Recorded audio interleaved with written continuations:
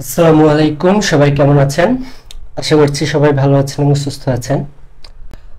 আজকে আমাদের গণিত, যেটা গত একদিন ক্লাস নেওয়া হয়েছিল, বাস্তব সংখ্যা বর্গ বর্গমূল, সেটা আজকে আমরা সমাপ্ত করব। গত গণিত ক্লাসে আমরা 20 নম্বর পর্যন্ত শেষ করেছিলাম। আজকে তাহলে আমরা 21 নম্বরের দিকে যাই। 60 থেকে 80 এর মধ্যবর্তী বৃহত্তম ক্ষুদ্রতম মৌলিক সংখ্যার অন্তর, অন্তর মানে হচ্ছে বিয়োগফল, এবং বৃহত্তম ও ক্ষুদ্রতম, ঠিক আছে, বৃহত্তম এবং ক্ষুদ্রতম আমাদের মৌলিক সংখ্যা 60। 60 কিন্তু একটা যৌগিক সংখ্যা। 61, 61 কি মৌলিক নাকি যৌগিক? 61 হচ্ছে যৌগিক, হ্যাঁ 61 হচ্ছে মৌলিক। আমাদের এখানে ক্ষুদ্রতম মৌলিক সংখ্যা পেয়ে গেলাম 61, এবং বৃহত্তম 80, 80 তো যৌগিক। 79, 79 কি মৌলিক? 79 হ্যাঁ 79 আমাদের মৌলিক। তাহলে আমি এখানে কি করব? 79 হচ্ছে আমার এখানে সব থেকে, মানে 80 এর মধ্যবর্তী কি 79, তাহলে 79 সবথেকে বড় আর সবথেকে ছোট কি 61। তাহলে এই দুইটা যদি আমি বিয়োগ করি তাহলে কত পাবো? 18। তাহলে আমাদের সঠিক উত্তর হচ্ছে গ নম্বর 18। কত উত্তর হবে? 18 উত্তর হবে। ওকে, তাহলে আমাদের এখানে হচ্ছে 21 নাম্বারটা কমপ্লিট। এরপর 22 নাম্বার কি বলতেছে যে নিচের কোন ক্রমজোড়টি সহমৌলিক, মানে একে অপরের সহমৌলিক, অর্থাৎ এমন একটা সংখ্যা যেটা শুধুমাত্র দুই জনের ভিতর কমন আছে, অর্থাৎ একের বেশি কোনো কিছু কমন নাই। যেমন আমি যদি 4 কে ভাঙি তাহলে কি পাবো? 4 1 কে 4, 2 2 4। আর আমি যদি 6 কে যদি ভাঙি, সাপোজ আমি এখানে যদি 4 কে যদি ভাঙি, ঠিক আছে 4, তাহলে এখানে কি পাবো? 1 গুণিত 4, 2 গুণিত 2। আর আমি 6 কে যদি ভাঙি তাহলে এখানে কি পাবো? 1 গুণিত 6 আর এখানে 2 গুণিত 3। এর আর এর ভিতরে কমন কি? এটা কমন, এটা কমন, সো একাধিক কমন হয়ে যাচ্ছে। আমাদেরকে দেখতে হবে কমন হবে শুধুমাত্র 1। এটা কমন হয়ে যাওয়ার জন্য এটা অ্যান্সার হবে না। অর্থাৎ আমাদের এখানে যে দুইটা সংখ্যা আছে তাদের ভিতরে কমন শুধুমাত্র 1 হইতে হবে। যদি শুধুমাত্র 1 কমন হয় তাহলে হবে সেটা একে অপরের সহমৌলিক। তাহলে আমি 6 আর 9 করে দেখি। 6 তো করলাম, এবার 9 করি। 1 গুণিত 9, 3 গুণিত 3। দেখেন এখানেও 1 আছে, এখানেও 1 আছে, এখানে 3 আছে, এখানেও 3 আছে, তাহলে এটা কি হবে? এটাও হবে না। 9 আর 12 করে দেখি। 9 সমান 9 তো করেছি, তাহলে 12 করি। 1 গুণিত 12, 3 গুণিত 4। দেখেন 1 এখানেও আছে, এখানেও আছে, 3 এখানেও আছে, এখানেও আছে, সো এটা হবে না। 12 এবং 17 করব। 12 তো করলাম, এবার 17 করি। 1 গুণিত 17, এখানেও 1, এখানেও 1, আর কোনো কিছু কমন যায় না। সো আমার সঠিক উত্তর ঘ নম্বর 12 এবং 17। ওকে, 23 নাম্বারটা দেখেন। রুট ওভার 0.09 সমান সমান কত? যখন আমাদের এখানে রুট ওভার থাকবে এবং তার ভিতরে দশমিক আকারে কোনো কিছু থাকবে, তখন আমরা এটা কিভাবে অ্যান্সার করব? আমরা এখানে অপশন টেস্ট করব। অপশন আমরা দেখব এখানে 3 এর এটা রুট করে আমাদের এখানে অ্যান্সার। তার মানে আমরা এখানে চিন্তা করতে অপশন যেগুলো আছে এদের বর্গ করলে আমার এটা যেন হয়। বিষয়টা কেমন বুঝতে পেরেছি? Root over 0.09। এখন আমাকে চিন্তা করতে হবে অপশনে যেগুলো আছে এগুলোর ভেতরে আমি বর্গ করে যদি দেখি হ্যাঁ এটা হচ্ছে, তাহলে সেটা সঠিক উত্তর। তাহলে এখন দেখেন আমি 3 এর বর্গ করলে কত হয়? 9 হয়। এখানে কি 9 আছে? না, তাহলে এটা হবে না। এরপর দেখেন 0.3 আমি এটার বর্গ করব। 0.3 এর বর্গ করলে কত হয় জানেন? দেখেন 0.3 গুণিত 0.3 আমি গত ক্লাসে শিখিয়েছিলাম। এরকম যে দুইটা যে গুণ থাকে তাহলে এটা গুণ করতে হবে। তাহলে কত হবে? 3 3 9। এবং দশমিকের পরে কয়টা অঙ্ক? একটা অঙ্ক, দুইটা অঙ্ক, মোট দুইটা, কিন্তু আমাদের এখানে হয়েছে একটা। তাহলে কি করবো? একটা জিরো নিব, দশমিক আরেকটা। তাহলে আমাদের এখানে দেখেন তো 0.09, 0.09, হ্যাঁ মিলে গেল কিন্তু। তাহলে আমাদের অ্যান্সার হবে এখানে খ। তার মানে রুট ওভারের নিচে যদি কোনো সংখ্যা থাকে তাহলে আমাদেরকে কি কাজটা করতে হবে? অপশনে যেগুলো আছে সেগুলোকে আমাদের বর্গ করতে হবে। বর্গ করে যদি দেখি এটা মিলে গেল তাহলে উত্তর।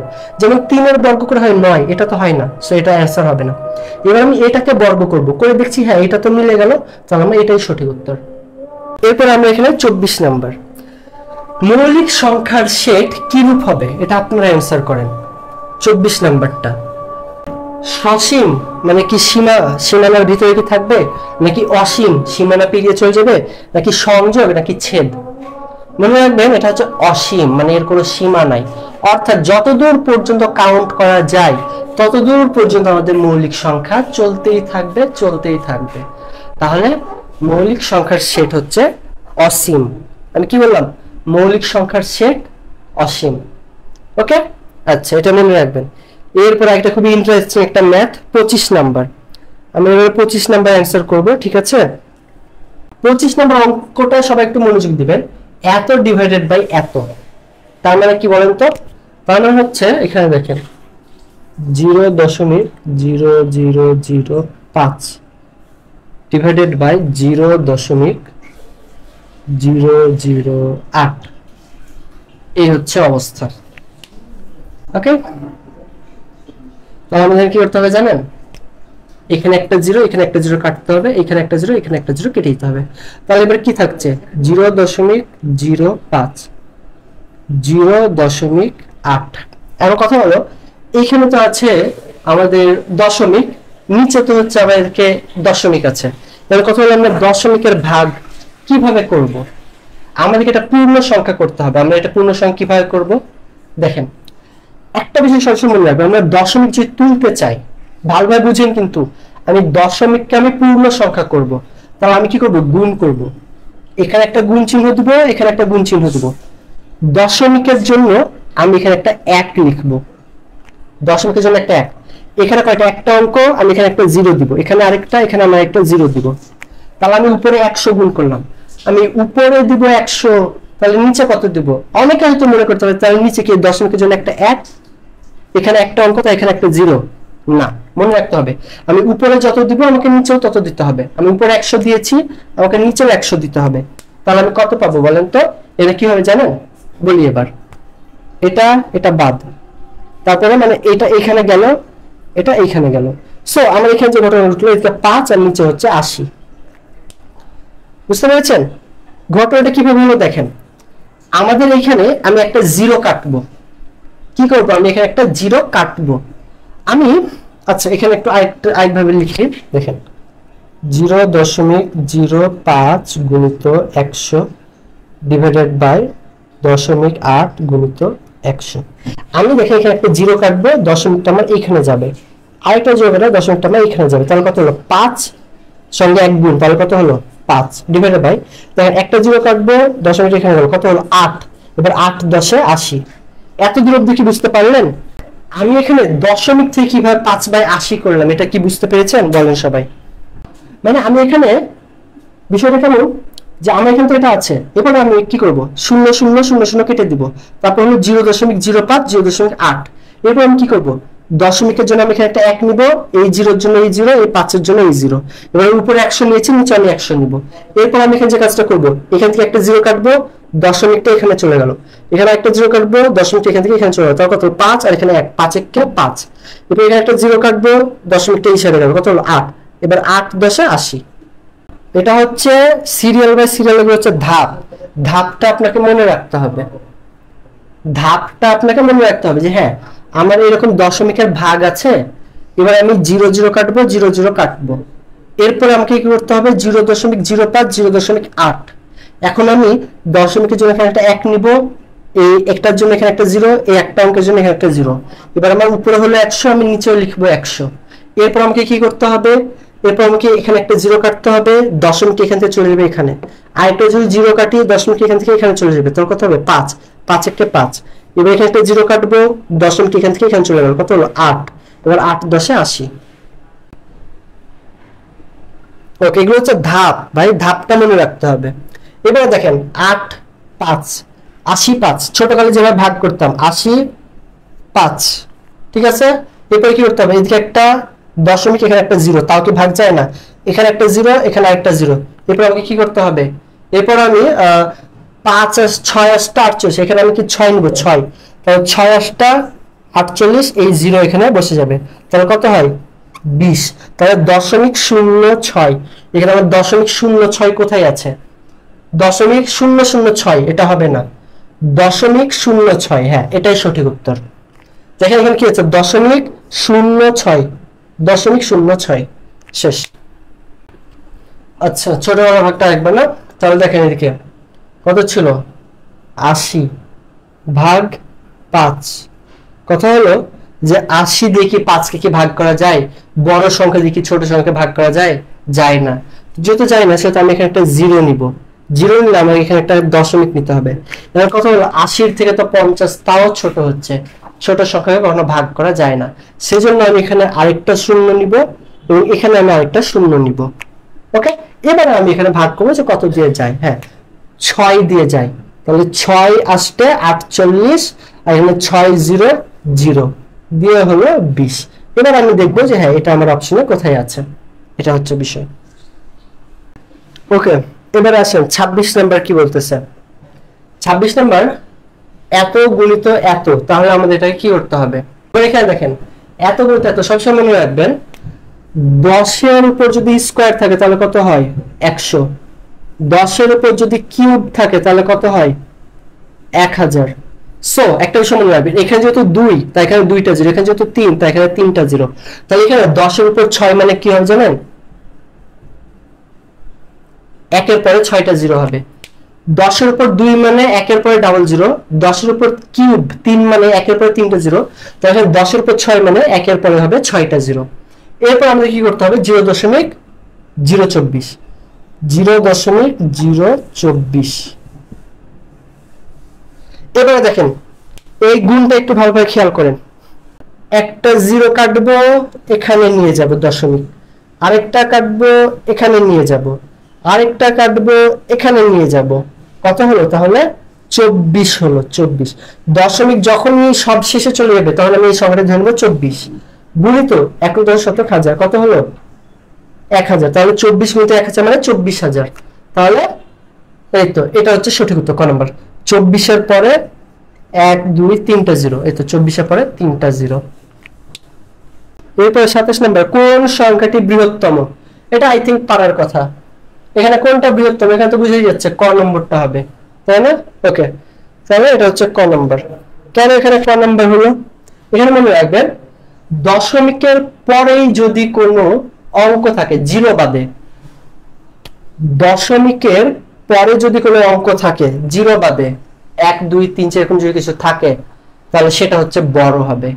সাপোজ 0.1 এটা বড় নাকি 0.9 কোনটা বড়? অবশ্যই আমি বলবো যে এই 9টাই বড়। আবার 0.4 বড় নাকি 0.6 বড়? অবশ্যই 0.6 বড়, এটা বুঝতে পারছি। এখন আমি একটা বিষয় আপনাদেরকে বলবো যে 0.4 বড় নাকি 0.06 বড়? এখন কোনটা বড়? এখন বড় হচ্ছে এইটা বড়। কেন বড়? কারণ দশমিকের পরে যদি কোনো জিরো চলে আসে তাহলে সেটা ছোট সংখ্যা। এবারে বলেন তো 0.006 এটা বড় নাকি এটা বড়? এখন আবার এইটা বড়, কারণ দশমিকের পরে আছে একটা জিরো, এখানে আছে দুইটা জিরো। তার মানে দশমিকের পরে জিরো যত বাড়তে থাকবে সংখ্যা তত ছোট হতে থাকবে। এখানে একটা জিরো, এখানে দুইটা জিরো, এখানে দুইটা জিরো মানে এই ছোট সংখ্যা, এই বড় সংখ্যা। আবার এখানে কোনো জিরোই নাই, তার মানে কি এটার থেকে এটা বড়। আবার এখানে আছে 0.4, এখানে 0.6, তার মানে এখানে কোনো জিরো নাই, এখানে কোনো জিরো নাই, জিরো কোনোটাতেই নাই। তাহলে আমি দেখবো কোনটা বড়, 4 বড় না 6 বড়? 6 বড়, তাহলে এটা উত্তর। এবার আমাকে বলেন যে এই প্রশ্নটা বুঝতে পারলেন কিনা। তাহলে দেখেন তো এখানে এটার পরে কি কোনো জিরো নেই, এখানে 0 0 0, এখানে 0 আছে, তাহলে এইটা হচ্ছে সবথেকে বৃহত্তম। এখন যদি বলে কোনটা সবথেকে ক্ষুদ্রতম, তাহলে দেখেন তো এখানে কোনো জিরো নেই মানে এটা বড়। তাহলে একটা জিরো, দুইটা জিরো, তিনটা জিরো, এখানে যেহেতু 3টা জিরো তার মানে সবথেকে ছোট। যার যত বেশি জিরো সে তত ছোট। দশমিকের পরে যার যত জিরো সে তত ছোট। মানে কি পরীক্ষাতে যে যত জিরো পায় সে কি তত খারাপ স্টুডেন্ট না? মানে কি সে সবার থেকে ছোট? হ্যাঁ, পড়ালেখা দিক থেকে। তাহলে এখানে এর জিরো বেশি মানে এই ছোট। মনে থাকবে সবার? আই থিঙ্ক এটা সবার বুঝে যাওয়ার কথা। ওকে, তাহলে আমাদের এখানে বৃহত্তম বললে ক, ক্ষুদ্রতম বললে ঘ। এরপরে আসেন 28 নম্বর। যারা প্রথম ক্লাসে ছিল আই থিঙ্ক এটা আপনারা সবাই পারবেন। কারণ কি বলেন তো, আমি প্রথম ক্লাস শিখিয়েছিলাম ব্র্যাকেট ভাগ গুণ যোগ বিয়োগ। যারা প্রথম ক্লাস করেনি তারা বুঝবেন না। ভাগ গুণ যোগ বিয়োগ, আমাদের এখানে কি আছে? ভাগ আছে আর গুণ আছে। ভাগ আগে গুণ পরে, তাহলে আমাদের এখানে ভাগ করতে হবে, তারপরে আমাদের এখানে গুণ করতে হবে। ঠিক আছে, আগে ভাগ করতে হবে পরে গুণ করতে হবে। এখন দেখেন 0.3 মানে আমি কি বলেছিলাম, এরপর একটা জিরো আছে আমি বলেছিলাম না? দেখেন 0.3 আর 0.30 একই কথা, এটা আর এটা একই কথা। কারণ দশমিকের পরে যদি কোনো অঙ্ক থাকে 1 2 3 4, তারপরে যদি কিছু না থাকে তার মানে সেখানে জিরো আছে, ধরে নিতে হবে। এবারে দেখেন 0.30 কে যদি আমি 2 দিয়ে ভাগ করি তাহলে আমি কত পাবো? 0.15 পাবো। কত পাবো? 0.15। এবারে ভাগ তো করা শেষ, এবারে এটা দেখি এটা গুণ করতে হবে। তাহলে 0.15 কে আমি 3 দিয়ে গুণ করি তাহলে কত হয়? 3 15 45, তাহলে হবে 0.45। তাহলে 28 নম্বরটা ক্লিয়ার। এরপর 29 নম্বরটা যারা প্রথম ক্লাসে যারা ছিলেন আই থিঙ্ক এটা আপনাদের পারার কথা। তারপর আমি আরেকবার ঠান্ডা মাথায় আপনাদেরকে আমি বুঝিয়ে দিই, ঠান্ডা মাথায় বুঝাবো, বুঝার চেষ্টা করবেন। প্রথমে আমার এটা এবং এটা গুণ করতে হবে। গুণ কেমনে করে? 1 1 1 আমি গুণ করব, করলে হবে 1। দশমিকের পর এখানে আছে 3টা অঙ্ক, তাহলে 3 এখানে 2 5 এখানে একটা, 6টা অঙ্ক। আমার এখানে হয়েছে একটা, আমার করতে হবে 6টা অঙ্ক। আমি আগে আরো 5টা জিরো দিব, 1 2 3 4 5টা জিরো, দশমিক এখানে একটা জিরো, ভাগ 2 দুগুণে 4 4 দুগুণে 8, আমি এখানে লিখলাম 8। এরপর এখানে দেখেন 1টা 2টা 3টা 4টা 5টা 6টা, আমার এখানে কয়টা? একটা, তাহলে আগে 5টা, 1 2 3 4 5, এই তো। তাহলে তো এখানে কিন্তু 6টা হয়ে গেছে। এখন কি করতে হবে? এটা এটা এটা এটা এটা এটা এটা এটা এটা এটা কি থাকলো?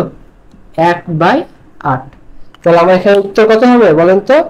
উত্তর হবে 1/8। এই তো ঘ নম্বর। এখন কথা হলো আপনার পরীক্ষায় এটা 1/8 আকারে নাই, উত্তর আছে দশমিক আকারে। কি করবেন? ছোটবেলার ভাগ করেন, 8/1, মানে অর্থাৎ যেটা নিচে থাকে সেটা হবে এই সাইডে, অর্থাৎ এই অংশটাকে বলা হয় ভাজক আর এই অংশটাকে বলা হয় ভাজ্য। এবার কথা হলো 8 দিয়ে একটি ভাগ যায়? যায় না। এখানে আমি একটা জিরো নিব, হয়ে গেল 10, এখানে আমি একটা দশমিক চিহ্ন দিব। ঠিক আছে, ওকে। এবার আমি এখানে কি করব দেখেন, 8 কে 8, এখানে আমরা 2। এরপর আমি এখানে কি করব? একটা জিরো নিব, 8 দুগুণে 16, 4 0 5 8টা 40, তার মানে এখানে উত্তর হলো 1.125। সো আপনি এখানে এইভাবে না থেকে যদি দশমিক আগে থাকতো তাহলে উত্তর হতো 1.125, মানে 1 2 5। এরপরে 30 নম্বর, দুটি ক্রমিক পূর্ণ সংখ্যা নির্ণয় করো যাতে বর্গের অন্তর 9। আমাকে 4 এর বর্গ করতে হবে, 5 এর বর্গ করতে হবে, তারপর বিয়োগ করতে হবে, দিয়ে দেখতে হবে 9 হয় কিনা। 4 এর বর্গ করলে হয় 16, 5 এর বর্গ করলে হয় 25, 25 বিয়োগ 16, হ্যাঁ আমি দেখতে পাচ্ছি 9। আমার ক নম্বর অ্যান্সার শেষ। সাপোজ এটা মিলল না, তাহলে খ করতে হতো। 5 5 25, 6 6 36, 36 বিয়োগ 25 কত হয়? 11। এইভাবে করে আমাকে চেক করতে হবে যতক্ষণ পর্যন্ত না মিলে। তাহলে এটা প্রথমে মিলে গেল, আমাদের সময় বেঁচে গেল, শেষ। তাহলে আশা করছি আপনি এই অঙ্কটা বুঝতে পারবেন। ক্রমিক পূর্ণ সংখ্যা নির্ণয় করে যাদের বর্গের অন্তর, তাহলে আমাকে এইখানে যেটা আছে যে ক্রমিক পূর্ণ সংখ্যা নির্ণয় করে যাদের বর্গের, মানে এখানে যে সংখ্যা আছে তাই আমার বর্গ করতে হবে, তারপর বিয়োগ করতে হবে, দিয়ে দেখতে হবে বিয়োগফল 9 কাদের হয়। আই থিঙ্ক এটা বুঝছেন। এরপর দেখেন 31 নাম্বারটা খুবই ইন্টারেস্টিং একটা ম্যাথ। 31 খুবই ইন্টারেস্টিং একটা ম্যাথ। এখানে কি বলতেছে? ক্রমিক 3টি সংখ্যার গুণফল 120। ক্রমিক মানে পরপর 3টা সংখ্যা, এদের গুণফল 120, তাদের যোগফল কত? এবারে আমি এখানে কি করবো জানেন? ওকে, এবারে দেখেন আমি এখানে নিব 2 3 4, এদের আমি গুণ করবো, করে দেখবো যে 120 হয় কিনা। 3 দুগুণে 6, 4 6 24, হইল না। এরপর আমি কি নিব? 4, মানে আচ্ছা 4 তো না 3 নিব, সরি এখানে এটা বাদ। এরপর আমি নিব 3 4 5, তাহলে কি হবে? 3 4 12, 5 12 60, হইল না, এটা বাদ। এরপর আমি কি নিব? 4 5 6, মানে পরপর নিতে হবে। তাহলে 4 5 20, 6 20 120, ইয়ে মিলে গেছে, মিলে গেছে না? এবার বলেছে এদের যোগফল, তাহলে 4 আর 5 আমি যোগ করলে কত হয়? 9 হয়। 9 আর 6 যোগ করলে 15 হয়। আচ্ছা, ঘ নম্বর উত্তর। এরপরে দেখেন 32, খুবই সহজ অঙ্কটা, খুবই সহজ। 0 1 2 3 দ্বারা গঠিত 4 অঙ্কের বৃহত্তম ক্ষুদ্রতম সংখ্যার বিয়োগফল, এটা তো খুবই ইজি। এখানে খুব বৃহত্তম কি হবে 3 2 1 0, আর ক্ষুদ্রতম কি হবে 0 1 2 3। এটা হবে না, কেন হবে না? দেখেন শুরুতে যদি কোনো কিছুর 0 থাকে সেটার কোনো মূল্য হয় না, তাই আমরা এখানে লিখব 3 2 1 0 এবং এখানে আমরা লিখব 1 0 2 3। বিষয়টা কি বুঝছেন?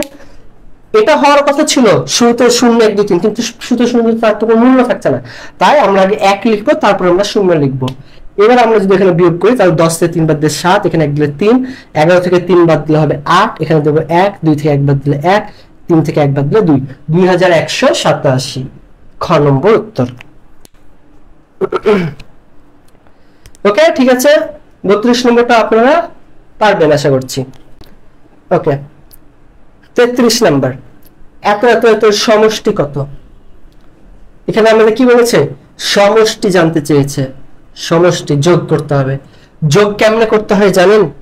দেখেন দশমিকের নিচে দশমিক, 1.1 1.1 1.1, এবার কি লিখবো 0.01, কি বললাম দশমিকের নিচে দশমিক, তো এখানে দশমিক দিলাম, এখানে দিব একটা 0, এরপর এখানে 0, এখানে 1, এরপর কি 0.0011, দশমিকের নিচে দশমিক 0 0 1 1, এখানে একটা 0, এখানে 1 1 1 1.1, তাহলে 1.41 কই খ নম্বর উত্তর 1.41। যোগ করার সময় মনে রাখতে হবে দশমিকের নিচে হবে দশমিক। প্রথমে আমাদের কি ছিল, আপনারা যদি দেখতে পাচ্ছেন না, ওটা যাই হোক মার্কের কার কিছুটা কমে গেছে সেটা আপনারা দেখতে পাচ্ছেন। তবে একটা বিষয় আমার কথাটা মনে রাখেন যে দশমিকের নিচে দশমিক নিতে হবে। 1.1, আমার কথাটা শুনেন, দেখতে হয়তো পাচ্ছেন না, দেখেন 1.1, তারপর দশমিকের নিচে দশমিক হবে এবং 0.1, তারপর দশমিক 0.011, এইভাবে। ওকে, তো যাই হোক আমাদের আজকের ক্লাসটা এতদূর পর্যন্ত রাখছি। জানি না কতটুকু কি শেখাতে পারলাম আপনাদের। সবাই ভালো থাকবেন, সুস্থ থাকবেন, আল্লাহ হাফেজ।